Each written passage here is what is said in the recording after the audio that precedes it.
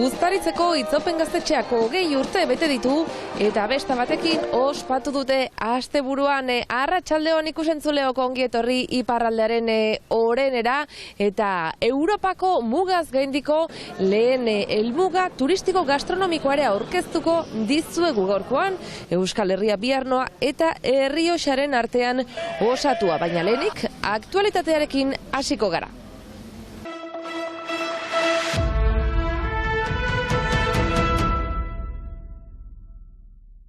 Hogeita bost ekintzaileek Baionako auzitegia okupatu zuten ostiral arratsaldean, tartean batzuk bata besteari kateatuak izan ziren hainbat orenez. Fiskaltza antiterroristaren jarrera salatzea izan zen ekimenaren helburua, Jon Parot eta Jakes Esnalen baldintzapeko askatasunaren aurka egin baitu berriro.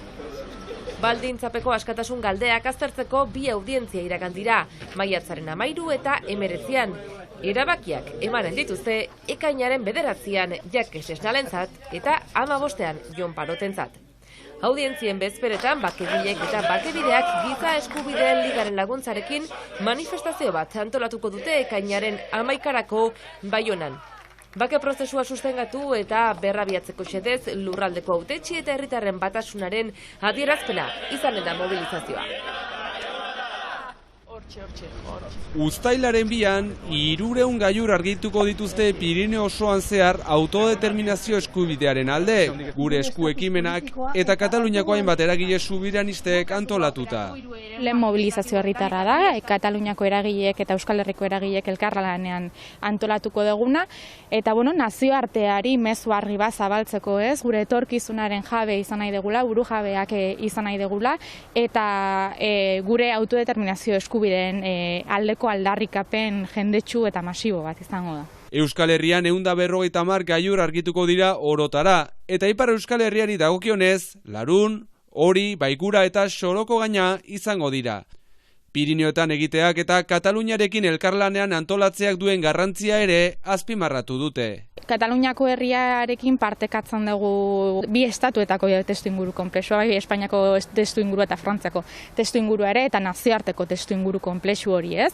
Eta, bi herriek gure etorkizuna libreki erabakitzeko borondate argia dugu eta aukera ezin hobea iruditzen zaigu elkarrekin elkarlanean antolatutako mobilizazioetan alarri horiek eramateko eta gainera Pirineotan zehar, ez? Non Pirineotan Euskal Herrian gainera oso ondo dakigu Pirineoak ez gaituztela banatzen, Pirineoak batzen gaituztela, hegoaldea eta iparraldea batzen dutela eta Kataluniako herriarekin ere batzen gaituzte Pirineoak. Metafora oso politia da, ez? Elkarlan horrena eta indar batuketa horrena. Gailurrak mendi berde eta gorritan banatu dituzte zailtasunaren arabera. Mendi berdeak mundu guztiarentzako irisgarriak diren mendiak dira. Mendi gorriak mendizale trebatuentzako, ez? Erronka pixka bat handiagoa nahi duten horientzako. Ekimenean parte hartu nahi dutenek, gure eskuren webgunean aurkitu dezakete informazio guztia.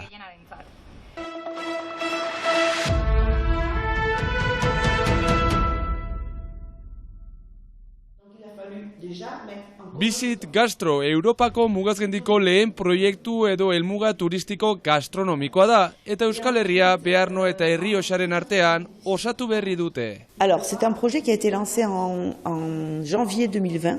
Proiektua 2021ko urtarrilean hasi zen, eta orain burutuko da maiatzean.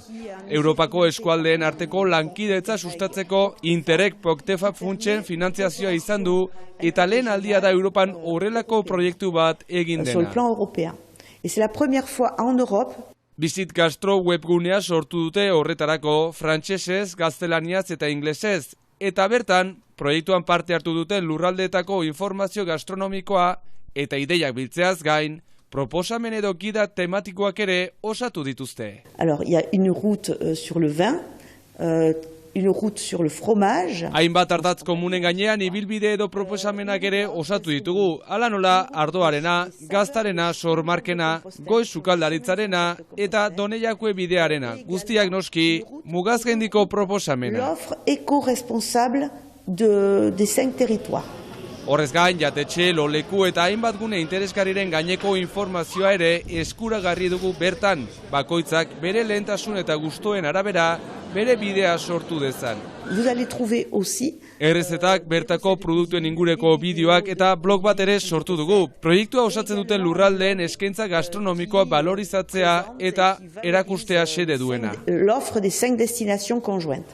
Gastronomiaren eskutik eta honek eskaintzen dituen esperientzien bitartez, hobeto ezagutu gaitzaten, baina guk ere gure etxea deskubritzeko tresna baliagarria.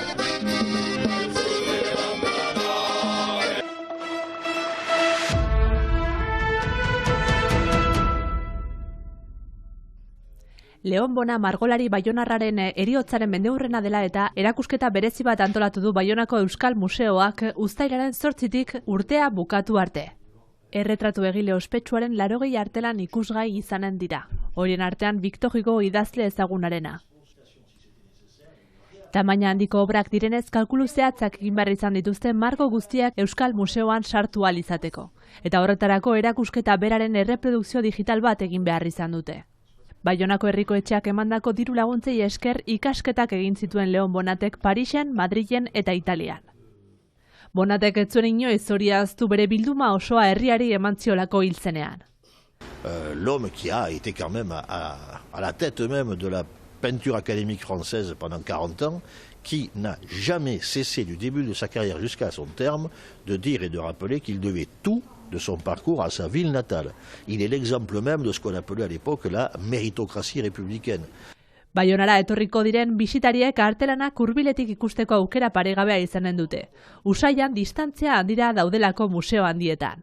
Vraiment une relation très forte à cette peinture qui nous offre l'opportunité effectivement de montrer des gens qui évidemment ont vécu il y a un siècle, mais de nous montrer leur humanité.